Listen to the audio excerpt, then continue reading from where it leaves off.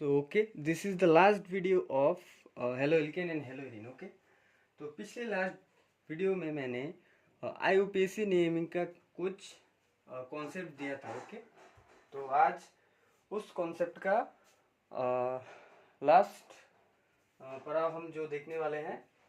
तो वीडियो ठीक है ना? ओके, तो लेट्स सी. लास्ट मैंने जो पढ़ाया था इस चैप्टर में, जो इम्पोर्टेंट फंक्शनल ग्रुप से मैंने बताया था, उसके ऊपर कुछ थोड़ा सा और इम्पोर्टेंट नोमेनक्लेचर मैं कर रहा हूँ. ओके, अब देखो. Okay, this is carboxylic acid. Okay, मतलब एसिड ग्रुप. ओके ओके,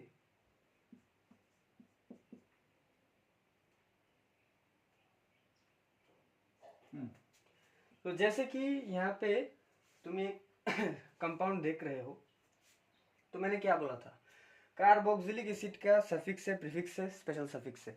तो तुम स्पेशल सफिक्स कब यूज करोगे, किन कंपाउंड की? जैसे कि स्पेशल सफिक्स है एल्डिहाइड के, स्पेशल सफिक्स है साइनाइड के, स्पेशल सफिक्स है COOH के. तो इनके स्पेशल सफिक्स है और कुछ कुछ के भी है. तो मैं वो सब बता दूंगा.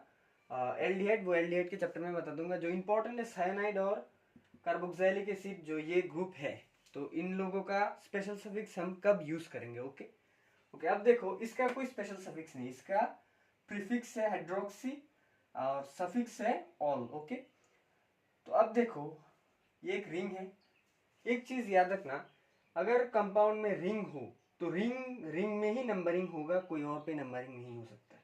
जैसे कि इन दोनों में से बड़ा कौन सा है, ये मैंने बताया था, एसिड डेरिवेटिव सबसे बड़ा, फिर जो कुछ भी आएगा. ओके, तो अगर एसिड बड़ा हो गया मतलब this is dominating functional group. After that OH और डबल बॉन्ड में से किसे हम फर्स्ट प्रायोरिटी देंगे. अब देखो, एक चीज याद रखना, डोमिनेटिंग FG फंक्शनल ग्रुप पहले आएगा, फिर आएगा डबल बॉन्ड और triple bond. Okay, this are also functional group. Okay, अब आएगा substitution group. Okay, substitution GF. Okay, group group FG. Okay fine. तो अब देखो, यहाँ पर डोमिनेटिंग फंक्शनल ग्रुप दिस, और इन दोनों में से ये जितना OH हम जानते हैं कि OH फंक्शनल ग्रुप है, पर इन दोनों में से 12 तो ये मिल गया, मतलब this is dominating and this will behaves as a substitution group. Substitution, अगर ये सब्स्टिट्यूशन ग्रुप जैसे बिहेव करे तो इसका प्रीफिक्स यूज होगा नहीं, और सफिक्स नहीं यूज होगा. व्हाई? बिकॉज इसके प्रेजेंस से ये छोटा हो गया, तो हम इसका प्रीफिक्स यूज करेंगे. इसका प्रीफिक्स क्या है? हाइड्रोक्सी. हाइड्रोक्सी तुम लोग तो पहले ही जानते होगे. ओके, तो ये इंपॉर्टेंट है. Okay, hydroxy. ओके, अब एक चीज याद रखना, अगर डोमिनेटिंग फंक्शनल ग्रुप अगर कार्बन कंटेनिंग हो, अगर ये एल्डिहाइड हो या साइनाइड हो या कार्बन कंटेनिंग फंक्शनल ग्रुप हो, तो हम नंबरिंग का प्रायोरिटी हम ये एक ग्रुप जहां जिस कार्बन पे ये अटैच्ड है उससे हम नंबरिंग करेंगे. मैंने एक एग्जांपल किया कराया था, जैसे कि ये अगर स्ट्रेट चेन हो तो नंबरिंग हमेशा उस फंक्शनल डोमिनेटिंग फंक्शनल ग्रुप के carbon containing dominating functional group के कार्बन से शुरू होता है. अगर ये carbon containing dominating functional group अगर रिंग के साथ जुड़ा हो तो यहां से नंबरिंग नहीं हो सकता. ये चीज याद रखना, यहां से नंबरिंग नहीं हो सकता. ये जिस कार्बन के साथ जुड़ा हो उससे नंबरिंग स्टार्ट होता है. ओके, वीडियो क्लियर है ना? ओके, तो उससे नंबरिंग स्टार्ट होगा. अब देखो, हम 2 कहाँ देंगे, यहाँ पे और यहाँ पे. अब देखो, मैंने क्या बोला था, डोमिनेटिंग फंक्शनल ग्रुप के बाद ये आएगा, फिर सब्स्टिट्यूशन. मैंने बोला था अगर इन दोनों में से अगर डोमिनेटिंग मिल गया तो this is behaves as a substitution group. तो अब देखो, सब्स्टिट्यूशन ग्रुप 3 नंबर पे आता है, मतलब 2 यहाँ से शुरू होगा, 2 3 4 5 6. समझ में आ रहा है? 1 2. मैंने क्यों एक यहाँ पर 2 नहीं दिया? इन दोनों में से बड़ा कौन सा है? ये. Why? Because this is the rule. And this is behaves as a substitution group. Okay, समझ में आ गया ना। अगर carbon containing dominating functional group अगर रिंग के साथ डायरेक्ट अटैच्ड हो तो हम उस कार्बन से ही नंबरिंग शुरू करेंगे डोमिनेटिंग फंक्शनल ग्रुप के साथ, अगर वो डायरेक्ट अटैच्ड हो, ना कि हम यहाँ से 1 2 3 यहाँ से नहीं। अगर स्ट्रेट चेन में हो तो हम डोमिनेटिंग फंक्शनल ग्रुप के कार्बन से नंबरिंग शुरू करेंगे। अगर रिंग साइक्लिक रिंग के साथ अगर जुड़ा हो तो हम डोमिनेटिंग फंक्शनल ग्रुप जिस कार्बन के साथ अटैच्ड हो, मतलब दिस डोमिनेटिंग फंक्शनल जिस कार्बन के साथ अटैच्ड हो, अगर ये यहाँ पर जुड़ा होता तो हम इससे नंबरिंग करते, जिससे जहां पर अटैच्ड हो तो हम वहां से नंबरिंग करेंगे। Okay, clear. ओके, अब देखो इसका नाम क्या होगा, substitution group 6 hydroxy. Okay, 6 hydroxy, why, because this is behaves as a substitution group. 6 hydroxy cyclic group है तो साइक्लो, ओके ये लिख लिया। ओके, साइक्लो, साइक्लो क्या होगा, हेक्स होगा, एन नहीं। व्हाई, बिकॉज एक अनसेचुरेशन आ गया। मैंने बोला था अगर अनसेचुरेशन आया तो हेक्सेन, अगर 6 हुआ तो हेक्स, 5 हुआ तो पेंट, 4 हुआ तो ब्यूट, ट्यूब, इतना तक आके छोड़ देना। ओके फाइन, तो हेक्स। अब देखो अब 2 और 3 में से छोटा कौन सा है, तो 2 इन, 2 इन। ओके फाइन, तो अब यहाँ पर अब देखो एक कार्बन, एक नंबर पोजीशन पे कार्बन पे यहाँ पर COOH अटैच्ड है। एक चीज याद रखना, carbon containing dominating functional group अगर रिंग के साथ डायरेक्ट अटैच्ड हुआ तो उसका स्पेशल सफिक्स यूज होता है। अब स्पेशल सफिक्स कहाँ पर यूज हो रहा है पता चल गया ना। स्पेशल सफिक्स तभी यूज होगा जब रिंग के साथ कोई carbon containing dominating functional group direct attached हो। ओके, तो एक नंबर पे डायरेक्ट है, मतलब कार्बोक्सिलिक। स्पेशल सफिक्स क्या है, कार्बोक्सिलिक, मैंने दिखाया था carboxylic, carboxylic acid, not oic acid. Okay, oic acid कब होता, अगर ये कार्बोक्सिलिक एसिड जब स्ट्रेट लाइन के साथ स्ट्रेट चेन में अगर अटैच्ड होता। ओके, तो नंबरिंग हम carbon containing dominating functional group से ही शुरू करते, ना कि हम इससे यहाँ से शुरू करते, मतलब 2 नंबर से शुरू करते, नहीं, ऐसा नहीं रूल हो सकता। दिस इज एक्सेप्शनल केस, इसलिए मैंने रिकैप कर दिया। ओके, तो this is the nomenclature. Okay, तो एक और एग्जांपल कराते थे,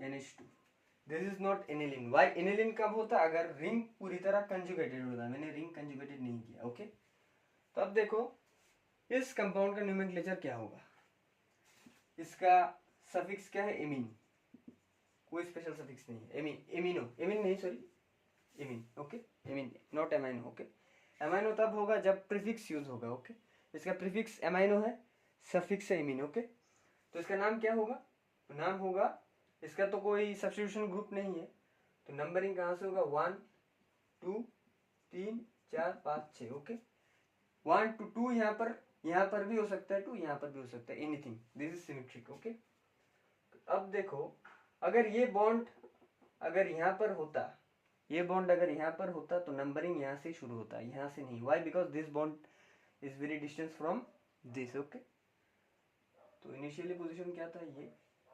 ओके फाइन, तो अब देखो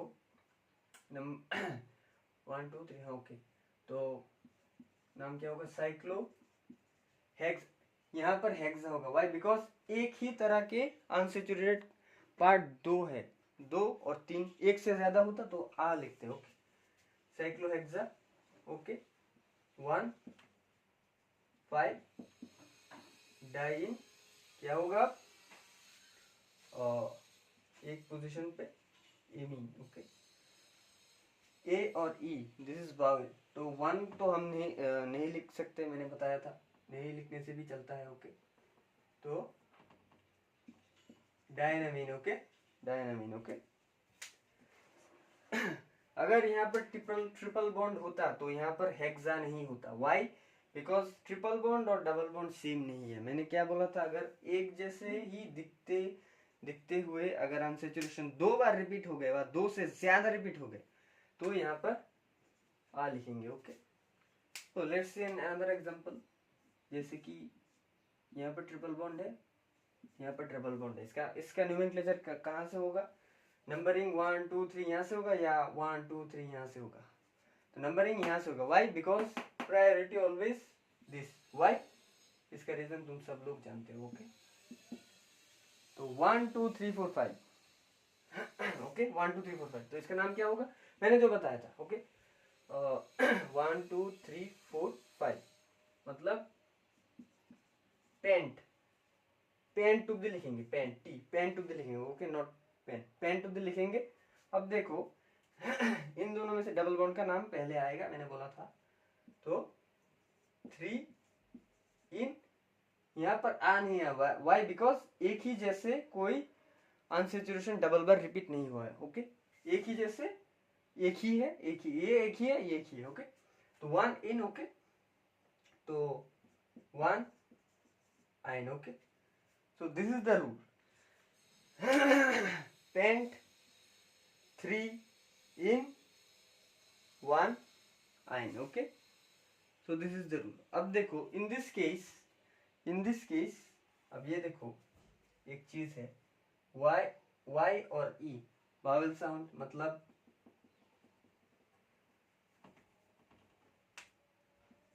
इनाइन। Okay, fine. ओके, एक और एग्जांपल दिखाएंगे। ट्रिपल बॉन्ड यहाँ पर, डबल बॉन्ड यहाँ पर। अब इन दोनों में से किसे हम प्रायोरिटी दी? एक चीज हमेशा याद रखना, डबल बॉन्ड ट्रिपल बॉन्ड से ज्यादा बड़ा होता है, तो नंबरिंग हमेशा होगा 1 2 3 4 5। ओके, तो इसका नाम क्या होगा? पेंट नहीं, वाई एक ही जैसे दो बार रिपीट नहीं है। ओके, पेंट 1 इन 4 आइन। ओके, तो this is the nomenclature of up to this. इस चैप्टर के लिए इतना नोमेनक्लेचर काफी है, बाकी सब aldehyde ketone carboxylic acid chapter में दिखा दूंगा। ओके, तो fine, this is for last IUPAC naming का थोड़ा सा कॉन्सेप्ट। ओके, दिस इज, ये एक चीज याद रखना, ये एक चीज मोस्ट इंपॉर्टेंट है। एक चीज ये याद रखना कि अगर अगर रिंग कंटेनिंग कोई कंपाउंड में अगर कार्बन कंटेनिंग फंक्शनल ग्रुप अगर डायरेक्टली अटैच्ड हो, तो हम एक चीज, दो चीज सीखे हैं।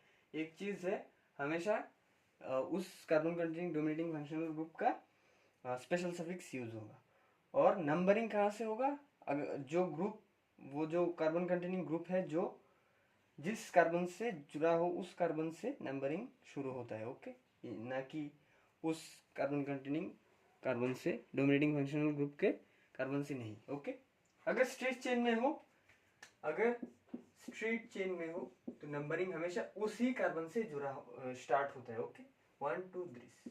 ओके, अगर रिंग के साथ अगर अटैच्ड हो, अगर ये रिंग के कोई भी ring, single bond, double bond, 3 bond, अगर रिंग के साथ अटैच्ड हो तो नंबरिंग यहाँ से।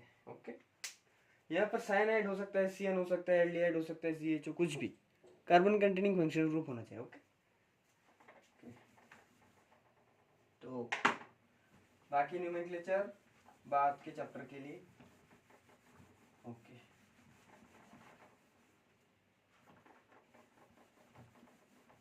तो अब बॉइलिंग पॉइंट, मेल्टिंग पॉइंट का थोड़ा थोड़ा कॉन्सेप्ट दूंगा जो बोर्ड्स के एग्जाम के लिए बहुत इंपॉर्टेंट है। Okay, melting point and boiling point. Okay, video ठीक है ना?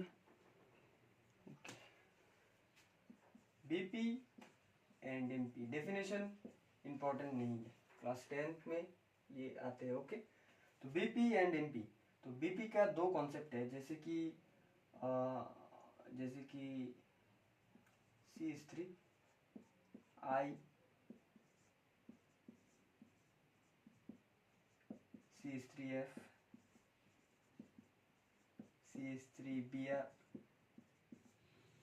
CH3, तो देख के पता चल गया होगा iodine, fluorine, bromine and chlorine, this are all halogen family का एलिमेंट्स है। ओके, ग्रुप 17 के एलिमेंट्स। ओके, अब देखो बॉइलिंग पॉइंट का कंसेप्ट है साइज ऑफ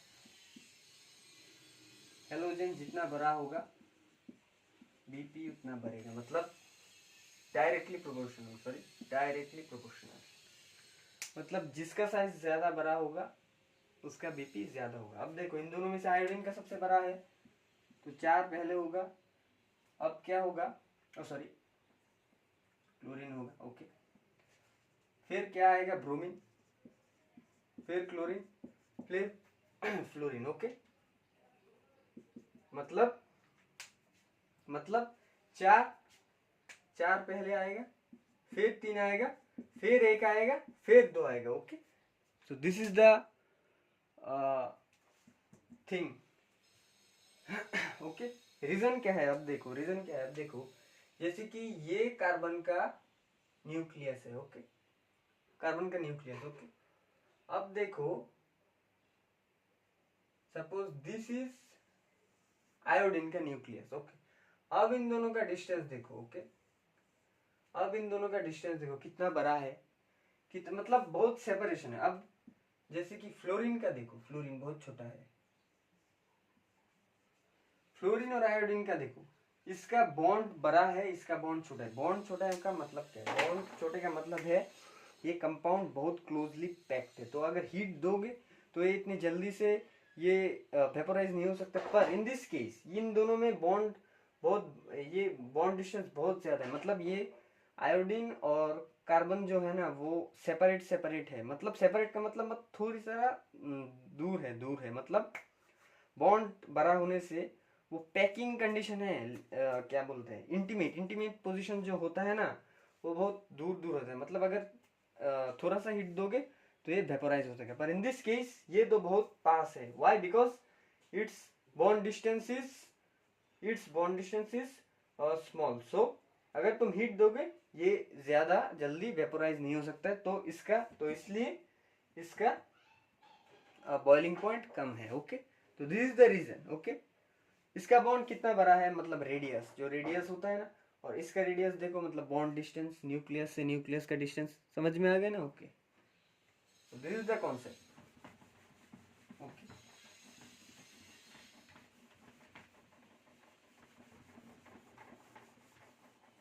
ओके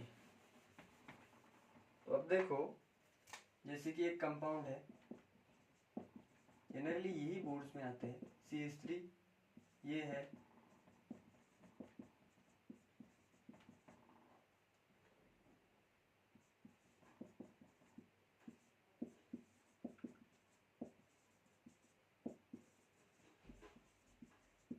तीन कंपाउंड है, इन तीनों में से किसका बॉइलिंग पॉइंट ज्यादा है। अब देखो एक चीज याद रखना, एक चीज बता रहा हूँ, जो कंपाउंड स्ट्रेट चेन में एग्जिस्ट करता है, मतलब ये एक स्ट्रेट चेन है, ये दो तो ब्रांच चेन, तो इसका मतलब मैंने क्या बोला, अगर जो कंपाउंड स्ट्रेट चेन, पूरी तरह स्ट्रेट चेन में एग्जिस्ट करता है उसका बॉइलिंग पॉइंट ज्यादा है।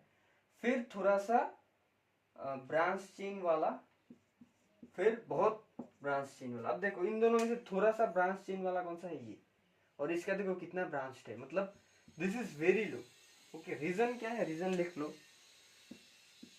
Surface area directly proportional to BP, okay. अब देखो अब एक चीज याद में आ सकता है, इसका सरफेस एरिया ज्यादा है। कुछ स्टूडेंट्स को ऐसा भी लिख सकता है, माइंड में आ सकता है कि इसका तो ब्रांच है, मतलब बहुत सारा सरफेस है तो इसका बीपी ज्यादा होगा, पर this is not the right way. एक चीज हमेशा याद रखना, जो कंपाउंड एकदम स्ट्रेट चेन में एग्जिस्ट करता है उसका ही सरफेस एरिया ज्यादा है, ये चीज याद रखना। जो कंपाउंड स्ट्रेट चेन में एग्जिस्ट करता है उसका बीपी ही सबसे ज्यादा है, और जो थोड़ा थोड़ा करके ब्रांच्ड बना रहा है, जैसे कि ये थोड़ा करके एक हाइड्रोजन हटा के एक CH3 लगा थोड़ा ब्रांच कर दिया, मतलब इसका बॉइलिंग पॉइंट इससे थोड़ा कम होगा, ओके। और 3 वाला को देखो कितना सारा ब्रांच पोजीशन है, तो इन दोनों से कम होगा। तो दिस इज द क्वेश्चन जो बोर्ड्स के एग्जाम में जनरली आते हैं, और इसके बाहर नहीं आते जनरली। ये हेलोजन का केस देते हैं और ये नॉर्मल हाइड्रोकार्बन का केस देते हैं, ओके। अब मेल्टिंग पॉइंट देखते हैं, ओके।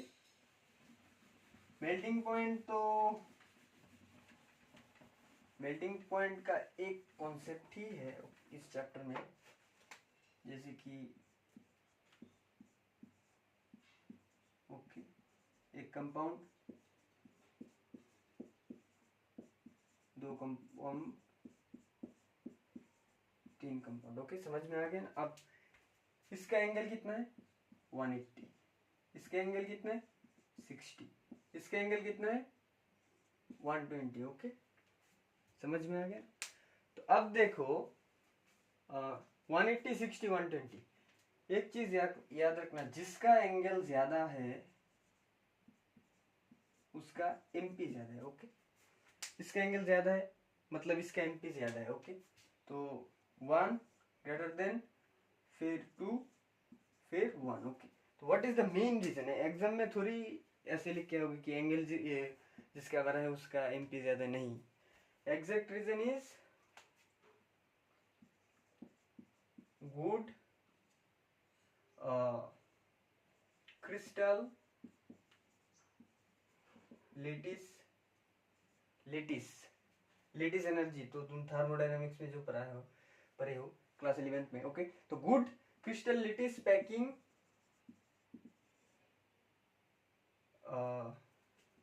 ज्यादा होगा, उसका एमपी ज्यादा होगा। Good crystal lettuce packing means symmetry, another name is symmetry. Okay, अब देखो इसका सिमेट्री है, इसका डायपोल क्या है, यहाँ पे जाओ डायपोल इससे मतलब सिमेट्री, इसका जाओ बहुत कम सिमेट्री, इसका साथ थोड़ा सा सिमेट्री है, थोड़ा हल्का पतला सिमेट्री है, पर इसमें जिसका 180 डिग्री है उसका सिमेट्री बहुत ज्यादा है, मतलब क्रिस्टल लेटिस पैकिंग बहुत अच्छा है इसमें। सो इसका MP is greater than. Okay, greater है। Okay, fine. तो इस चैप्टर का लास्ट, ये सब बोर्ड्स के लिए बहुत इंपॉर्टेंट है, एमपी बॉइलिंग पॉइंट जो है बोर्ड्स के लिए बहुत इंपॉर्टेंट है। आप देखो इस चैप्टर का जो हेलोइरिन का जो लास्ट कॉन्सेप्ट नहीं मतलब लास्ट पार्ट है, सम इंपॉर्टेंट केमिकल कंपाउंड्स के ऊपर, last part of this chapter, some important organic compound. Okay, अब देखो जैसे कि एक कंपाउंड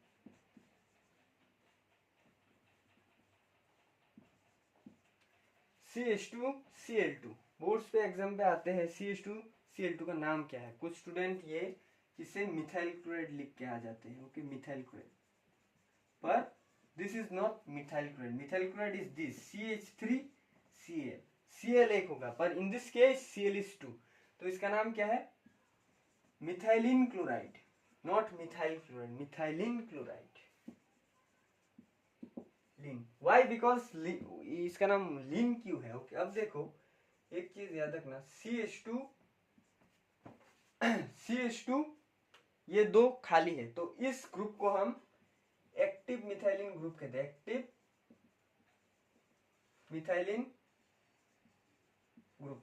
तो एक्टिव मिथाइलिन ग्रुप में इन 2 बॉन्ड्स में अगर 2 Cl घुस जाए तो मिथाइलिन क्लोराइड, अगर फ्लोरीन घुस जाए तो मिथाइलिन फ्लोराइड, अगर ब्रोमीन घुस जाए तो 2 ब्रोमीन घुस जाए तो मिथाइलिन ब्रोमाइड, तो इसका नाम क्या है मिथाइलिन क्लोराइड। तो इस ग्रुप का नाम क्या है active methylene group. Okay, active methylene group, and this is methyl chloride. Why, because carbon का एक हाइड्रोजन हटके मीथेन जो कंपाउंड है ना, मीथेन का CH4 एक हाइड्रोजन हटके Cl घुस गया, मतलब दिस इज मिथाइल क्लोराइड। पर अगर 2 हाइड्रोजन हटके 2 Cl घुस जाए तो इसका नाम होगा मिथाइलिन क्लोराइड। एक most important for boards examination, MCQ examination. Okay, okay, तो एक केमिकल कंपाउंड का एक्सप्लेनेशन हो गया।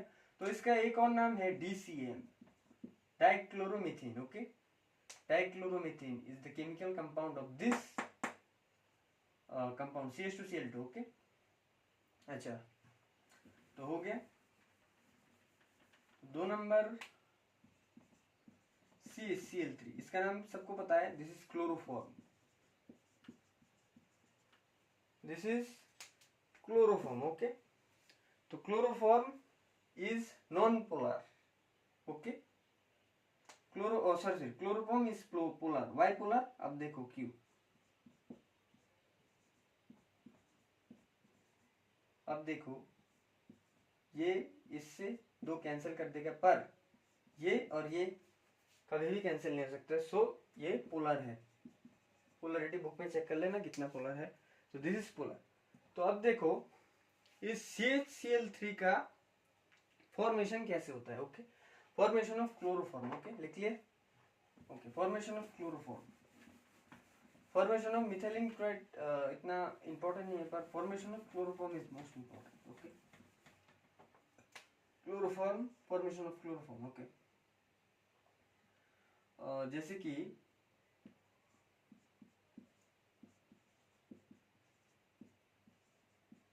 इसका नाम क्या है, एसीटोन। अब एसीटोन का 3 हाइड्रोजन हटा के अगर हम 3 Cl घुसा दे तो इसका नाम होगा ट्राइक्लोरो, ट्राइक्लोरो क्या होगा, एसीटोन।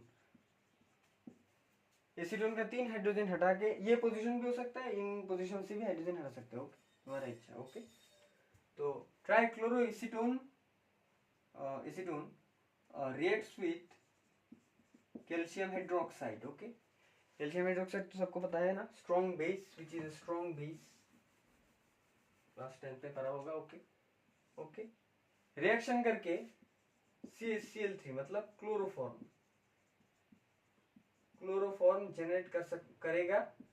बाई प्रोडक्ट क्या होगा, बाई प्रोडक्ट होगा CaCO CH3 CH2।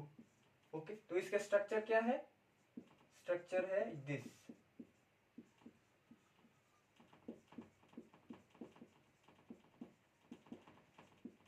तो इसका स्ट्रक्चर है दिस। ओके, इंपॉर्टेंट दिस, ये एक इंपॉर्टेंट स्ट्रक्चर है जो हम ड्राई डिस्टिलेशन पार्ट में भी देखते हैं। एक कैल्शियम का एस्टर है, तो उसमें भी हम ये देखेंगे।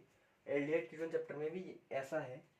ओके, तो अब के लिए ये देख लो, trichloroacetone react with calcium carbonate, sorry calcium hydroxide, it will give chloroform which is a major product and this is the by product. Okay fine. तो अब देखो ये फॉर्म हो गया ना, ये फॉर्म हो गया। अब देखो इन दिस केस एग्जाम में ये बाय प्रोडक्ट एग्जाम में आ सकते हैं। What is the by product, general boards के एग्जाम में नहीं, जेई के एग्जाम में। ओके, तो एक क्वेश्चन एग्जाम के लिए बहुत इंपॉर्टेंट है, मिटा रहा हूँ।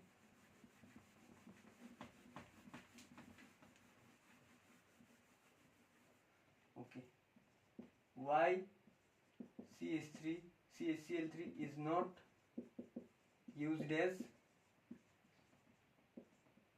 एंटीसेप्टिक, मतलब मेडिसिन के पर्पस में हम एंटीसेप्टिक, हम मेडिसिन के पर्पस में ये CHCl3 हम क्यों नहीं यूज करते।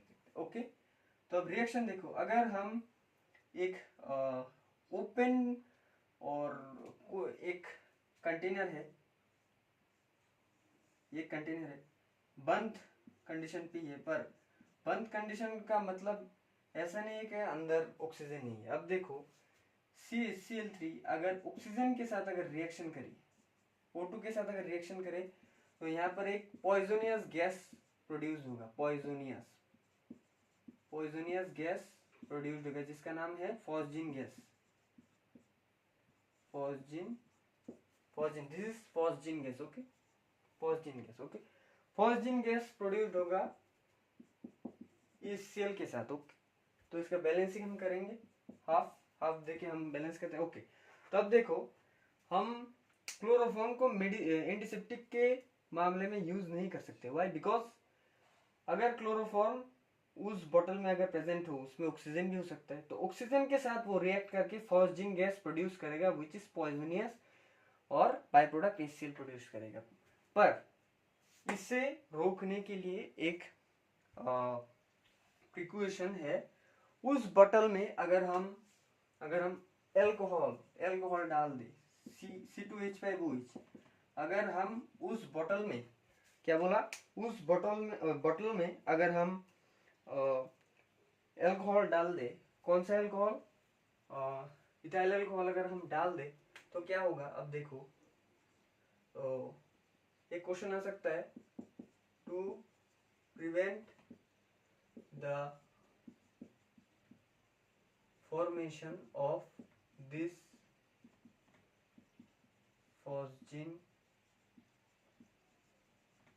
नीट के एग्जाम में ये आया था, फॉस्जिन गैस का chemical formula CuCl2। Okay, to prevent the formation of this phosgene gas C2H5OH is introduced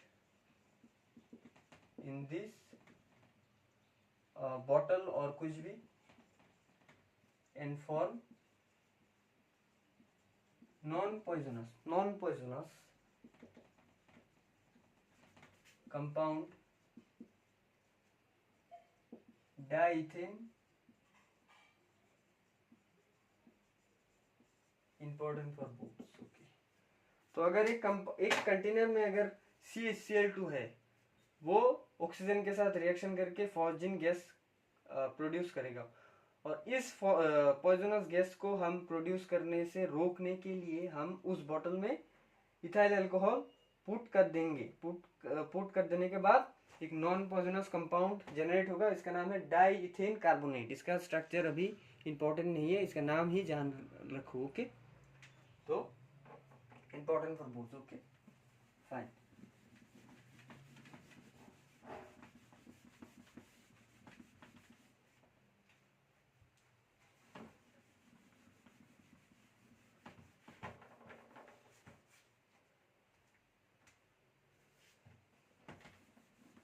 okay, तो वीडियो क्लियर है ना? ओके, तो अब देखो, एक रिएक्शन याद कर लेना। अगर क्लोरोफॉर्म के साथ अगर सिल्वर रिएक्ट करे तो एसिटाइलिन फॉर्म होगा विद द एवोल्यूशन ऑफ 2 दिन। ओके, अगर CaCl3 अगर सिल्वर मेटल के साथ रिएक्शन करेगा तो एसिटाइलिन प्रोड्यूस्ड होगा, एसिटाइलिन प्रोड्यूस्ड होगा। Okay fine.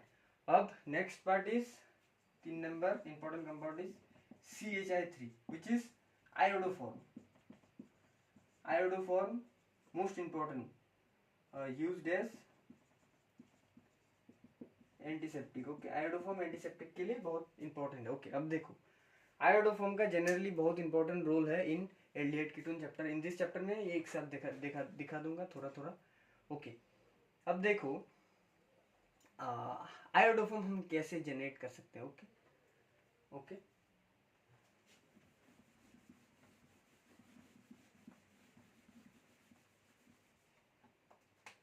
जैसे कि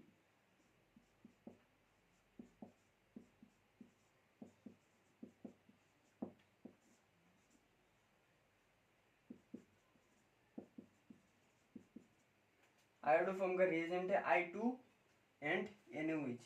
ये आयोडोफॉर्म का ही रिएजेंट है, कोई और नहीं यूज हो सकता है। ओके, CHI3 बाय प्रोडक्ट क्या होगा? CH3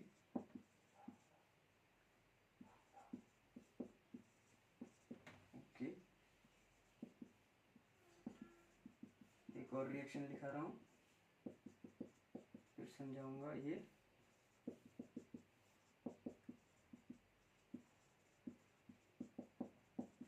ओके, तो अगर एक कंपाउंड है जिसमें कीटो मिथाइल ग्रुप है, this is keto methyl group.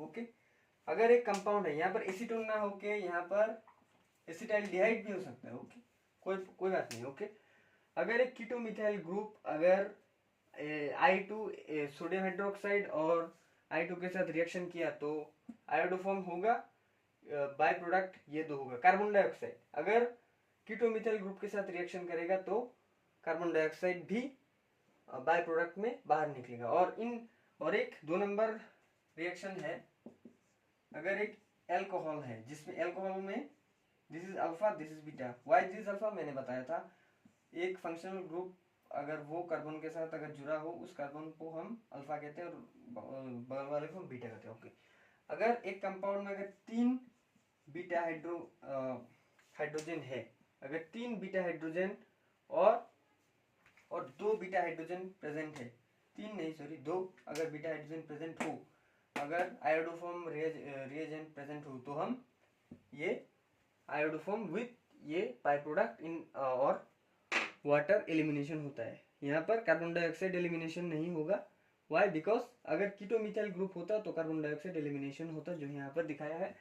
पर एल्कोहल के साथ अगर रिएक्शन किया तो बाय प्रोडक्ट वाटर निकलेगा ही निकलेगा। Okay fine. अब मैंने क्या बोला था, एक जो कंपाउंड, जो एल्कोहल कंपाउंड, उसमें अगर 2 बीटा हाइड्रोजन प्रेजेंट हो तो वो ही आयोडोफॉर्म रिएक्शन शो करता है। और जिस कंपाउंड में अगर कीटोमिथाइल ग्रुप, कीटोमिथाइल, वाई कीटोमिथाइल, यहाँ पर देखो ketone group and this is methyl, so this is ketomethyl group. Ketomethyl group अगर प्रेजेंट हो जिस कंपाउंड में, तो हम आयोडोफॉर्म शो कर सकते हैं। तो कुछ एग्जांपल्स दिखाते हैं,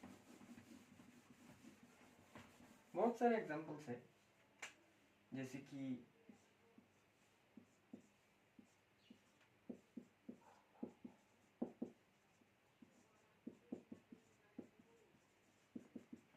ये देखो कीटोमिथाइल ग्रुप, दूसरा क्या है, कितना बड़ा है, ये देखने का कोई जरूरत नहीं। कीटोमिथाइल ग्रुप मिल गया मतलब रिएक्शन हो गया। तो इसका बाय प्रोडक्ट क्या होगा, CH3 प्लस प्लस क्या होगा, वो पार्ट कंपेयर करो। अब देखो घबराने की कोई बात नहीं, ये है ओके, ये है ओके, इसका कंपेयर करो। बाय प्रोडक्ट क्या है, CH3Na प्लस CH2। अब देखो कीटोमिथाइल जो ग्रुप है, ओके, कीटोमिथाइल ग्रुप, ये कीटोमिथाइल ग्रुप इस कीटोमिथाइल ग्रुप में है। ओके, कीटोमिथाइल ग्रुप में ये जो पार्ट है, ये जो पार्ट है, मतलब ये भी कीटोमिथाइल ग्रुप है।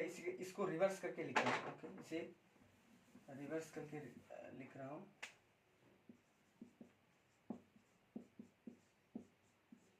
जैसे ये कंपाउंड है, ओके, यहाँ पर 2 कार्बन है, 2 कार्बन है, एक पार्ट ये फॉर्म में हो गया। ओके, तो दूसरा रह गया। तो इन दोनों में से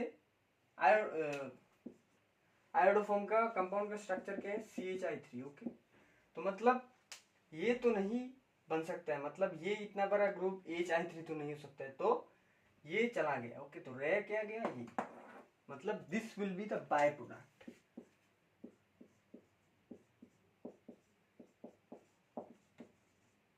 with the evolution of CO2। Okay, समझ में आ रहा है ना।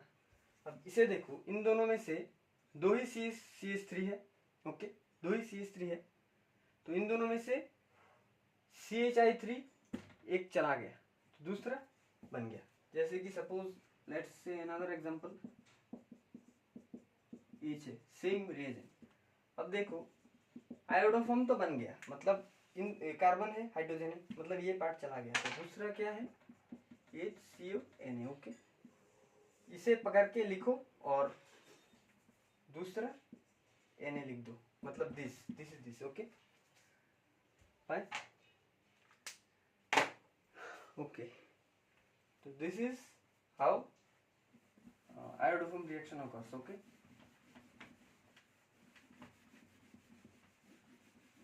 जैसे कि एक कंपाउंड,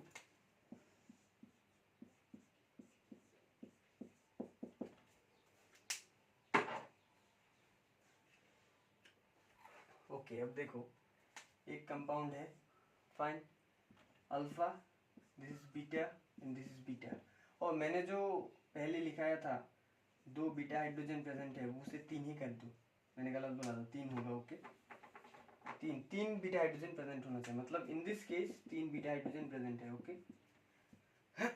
इस कंपाउंड में आयोडोफॉर्म शो करेगा। व्हाट इज द प्रोडक्ट, तो main product is CHI3। Okay, what is the by product, यहाँ पर बहुत घटना है, बाय प्रोडक्ट क्या होगा। ओके, तो यहाँ पर एक कार्बन है और दूसरा जो कार्बन है वो रिंग के साथ डायरेक्ट अटैच्ड है। मैंने क्या बोला था, जो जो छोटा वाला CH3 और CH2 जो कोई भी है वो आयोडोफॉर्म बनने में यूज हो गया, तो दूसरा वाला रह गया, तो यानी वाटर। ओके, कंफ्यूजन दूर करने के लिए एक और एग्जांपल,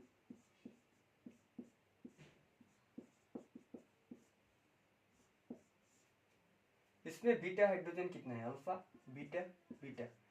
बीटा हाइड्रोजन 3 नहीं है, यहाँ पर 1 है, यहाँ पर 1 है, मतलब दिस विल नॉट शो और not react with I2Na2 I2NOH and not give this. Okay fine, समझ में आ गया ना। 3 beta hydrogen must be present in the compound for iodoform reaction. Okay, तो मैंने क्या बोला था, कीटो मिथाइल ग्रुप अगर जो कंपाउंड में हो वो ही आयोडोफॉर्म रिएक्शन दे सकते हैं। जैसे कि एक एग्जांपल लिख रहा हूँ, CH3 दिस दिस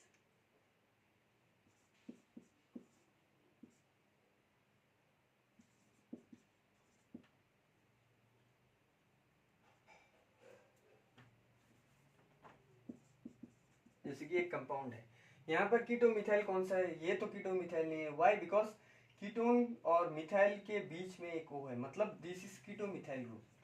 पर ये कीटो मिथाइल ग्रुप अगर होगा फिर भी ये आयोडोफॉर्म रिएक्शन नहीं देगा। Why, because this is beta keto ester alpha, this is beta, इस एस्टर के रेस्पेक्ट पे this is alpha and this is beta, beta keto ester. यहाँ पे यहाँ ये इसे हम प्रायोरिटी दे रहे हैं। वाई, बिकॉज पहले ये एसिड था, एसिड का OH एच हटा के यहाँ पर CH घुसा के इसे एस्टर बना दिया। ओके, तो जनरली एसिड से बना है, मतलब this is major and this is minor, तो इसके रेस्पेक्ट पे दिस इज अल्फा, मतलब फंक्शन मेन फंक्शनल ग्रुप पे this is alpha and this is beta. Okay, इसके रेस्पेक्ट में हम नहीं बोलेंगे, तो इसके रेस्पेक्ट में this is alpha this is beta होने से हम बीटा कीटो एस्टर बोलेंगे। Though there is a presence of keto methyl group, okay, keto methyl group के प्रेजेंस होने से भी ये आयोडोफॉर्म रिएक्शन नहीं देगा। ओके, this is exceptional case, important for JEE exam. Okay, exceptional case, beta keto ester, alpha beta, beta beta position पे keto है। Okay, so this is beta keto ester. Okay fine, so iodoform का concept खत्म हो गया। तो past explanation जो examples कराऊंगा वो एल्डिहाइड कीटोन चैप्टर में आयोडोफॉर्म करा दूंगा। ओके, अब तक के लिए इतना आयोडोफॉर्म रिएक्शन काफी है। ओके, अब 4 नंबर 4 है, 1 2 3 4 4 CFC chlorofluorocarbon. Okay, chlorofluorocarbon. Okay, fluorofluorocarbon के example CFCl3, okay, CF2Cl2 etcetera. इसे हम फ्रेऑन 12 कहते हैं, फ्रेऑन 12। CFC जो गैस होते हैं ना, CFC जो गैस होते हैं वो ओजोन लेयर डिप्लेशन करते हैं, जो आप लोगों ने EVS पार्ट में जरूर पढ़ा होगा। ओके, फ्रेऑन्स, फ्रेऑन कंपाउंड किसे कहते हैं? ओके, डेफिनेशन लिख लो, chlorine and fluorine. NCERT book में ये डेफिनेशन है, fluorine and chlorine derivative of methane and ethane, methane and ethane, methane and ethane are collectively, मतलब एक साथ, collectively known as freon. Freons का एक एग्जांपल क्या है? फ्रेऑन 12, CF2Cl2। अब CF2Cl2 कैसे जनरेट हो सकते हैं, एक एग्जांपल दिखा रहा हूँ। CCl4 react with SbF5 in presence of SbCl5, it will give CF2Cl2 and byproduct will be SbF3. Okay, this reaction is Schwarz reaction type. Okay, Schwarz reaction में जनरली हम देखते हैं रिएजेंट SbF3 होता है, पर in this case CCl2 CCl4 carbon tetrachloride when react with Sb antimony pentafluoride and antimony pentachloride, it will leave freon 12 and antimony trifluoride. Generally Schwarz reaction में trifluoride हम reagent में दिखते हैं, पर in this case antimony trifluoride is seen as a byproduct. Okay, तो ऐसे हम फ्रेऑन 12 generate कर सकते हैं। तो एग्जाम में आ सकते हैं व्हाट आर फ्रेऑन्स। तो डेफिनेशन है chlorine and freon derivatives of methane and ethane are collectively known as freons. Example of freon is freon 12 CF2Cl2 and one example of the formation of freon is this. freon 12 कैसे generate कर सकते हैं? Okay, for 3 marks for boards examination. Okay, important for boards examination, 3 mark के लिए बहुत important है। Okay, तो एक और चीज लिख लेना यहाँ पे, chlorine free radical is responsible for ozone layer depletion. Okay, ozone का स्ट्रक्चर क्या है? O3, 3 बॉन्ड मतलब पॉजिटिव चार्ज। ओके, 1 बॉन्ड मतलब negative charge. Okay, this is the structure of ozone for JEE exam. Okay, chlorine free radical react with chlorine free radical मतलब Cl dot, not minus, not positive. Chlorine free radical is responsible for the ozone layer depletion. जैसे कि फ्रेऑन 12 भी लिख लेते हैं। Free radical breakdown होगा, UV ray है मतलब CF डॉट प्लस ये जो प्रोड्यूस्ड हुआ है ना, this is free radical, this will react with this and deplete the environmental layer of ozone. Ozone layer जब डिप्लेशन करेगा तो सन में से जो अल्ट्रावायलेट रे, जो डायरेक्ट हार्मफुल अल्ट्रावायलेट रे है, वो अर्थ में डायरेक्टली पड़ेगा। तो इस रीजन की वजह से क्लोरीन फ्री रेडिकल के वजह से, मतलब जो फ्रेऑन्स से क्लोरीन जनरेट होता है, फ्लोरीन नहीं निकलेगा पर ये जो Cl डॉट निकलेगा वो very harmful for the ozone layer depletion. Okay, ozone layer depletion होने से ह्यूमंस पे स्किन कैंसर और बहुत सारे कैंसर्स होने के चांसेस है। ओके, तो अब तक के लिए ये फ्री रेडिकल का कॉन्सेप्ट। ओके, तो 4 नंबर हम CFC पढ़ चुके हैं। ओके, लास्ट 2 है DDT and BHC, benzene hexachloride. DDT dichloro diphenyl dichloro diphenyl trichloro ethane. Okay, DDT 5। DDT common name is dichloro diphenyl phenyl trichloro ethane इथ। अब देखो DDT का स्ट्रक्चर क्या है।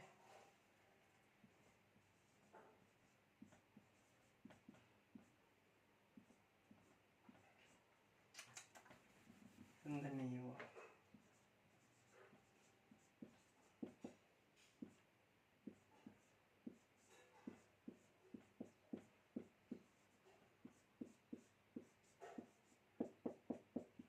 दिस इज DDT का स्ट्रक्चर। ओके, DDT एग्जाम्स में आते हैं IUPAC naming of DDT।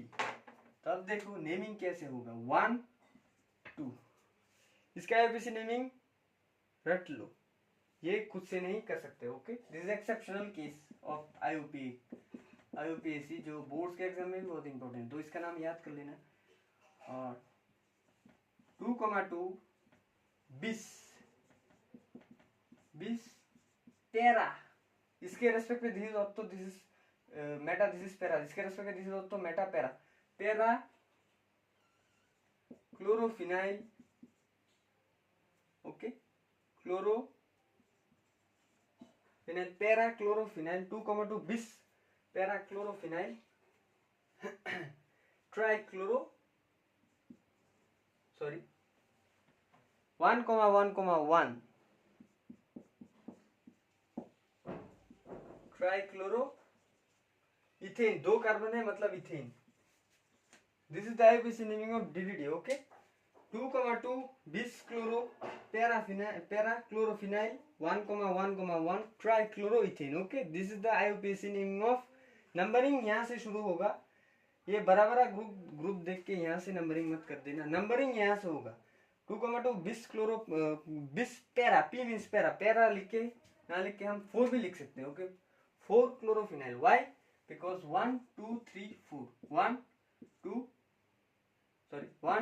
3 4। Okay, para ना लिख के हम 4 भी लिख सकते हैं। ओके, पैरा को हम 4 नंबर नेमिंग हम दे सकते हैं। ओके, तो 4 होगा। Okay, so this is the IUPAC name, most important for boards examination. Exams में आएगा ये, हमारे टाइम में ये एग्जाम्स में आया था, फॉर 1 मार्क्स से एग्जाम में आया था IUPAC में। अगर भूल किया, अगर कोई भी भूल किया मतलब 0 मिल जाएगा। ओके, कोई स्टेप मार्किंग नहीं है IUPAC में।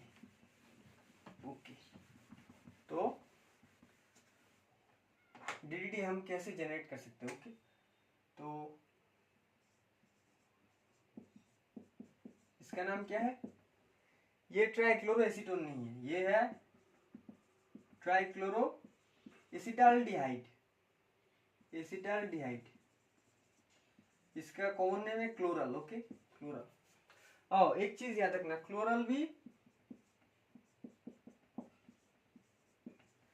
क्लोरल भी आयोडोफॉर्म दे सकता है।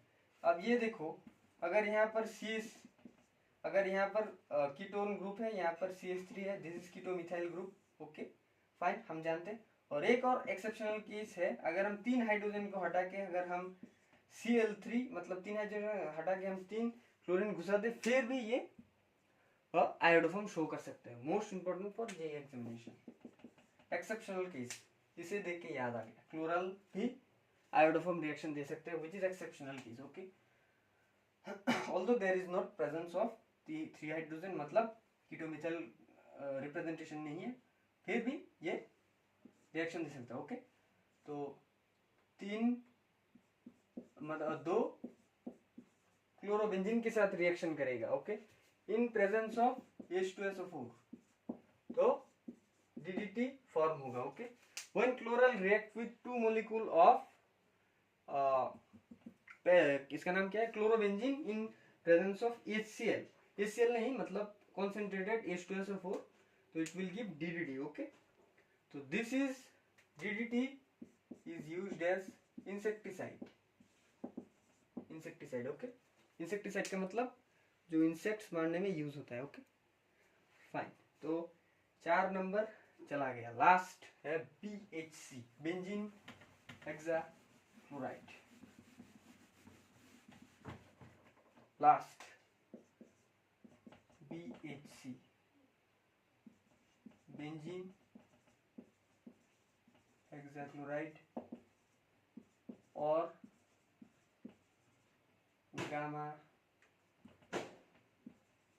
Gamma exin, exin. Okay, gamma exin, spelling mistake हुआ, गामा एक्स और लिंडिन, ये NCERT बुक में है लिंडिन। Okay, LINDANE। ओके, तो अब देखो, जनरली क्लोरो, ये क्या है, क्लोरो मतलब साइक्लोहेक्सेन, क्लोरोहेक्सेन नहीं, साइक्लोहेक्सेन। साइक्लोहेक्सेन अगर यूवी रे के साथ रिएक्शन किया इन presence of 3 molecule of Cl2, मतलब क्लोरीन गैस के साथ अगर रिएक्शन किया, अगर साइक्लोहेक्सेन अगर इन प्रेजेंस ऑफ यूवी रे अगर 3 मोलिक्यूल ऑफ क्लोरीन के साथ अगर रिएक्शन किया, तो सब पोजीशन में सेल घुस जाएगा, कोई एक पोजीशन नहीं, सब पोजीशन में सेल घुस जाएगा। Okay, this is strong insecticide. Okay, मतलब DDT से भी बहुत स्ट्रॉन्ग है। BHC is more expensive for the people in the market. Okay, BHC का दाम बहुत है मार्केट में, जनरली DDT ही यूज होता है। DDT का पूरा नाम, कॉमन नेम है डाइक्लोरो डाइफिनाइल ट्राइक्लोरोइथिन, और IUPAC 2,2 बिस पैरा क्लोरोफिनाइल 1,1,1 ट्राइक्लोरोइथिन, और ये है benzene hexachloride also known as gamma exin और lindane. Okay, so that much for my pi bond academy class of haloalkane and haloarine. Okay, so that much for IUPAC naming बता दिया, सब कुछ बता दिया बोर्ड्स के एग्जाम के लिए, JEE के एग्जाम के लिए, SN1 SN2 E1 E2 E1 CV बहुत EI जो भी है इंट्रामोलिकुलर EI SNI जो है सब बता दिया। ओके, NCERT बुक में एक साथ कवर अप कर दिया। तो this are for my class gamma haloalkane and haloarene. Okay.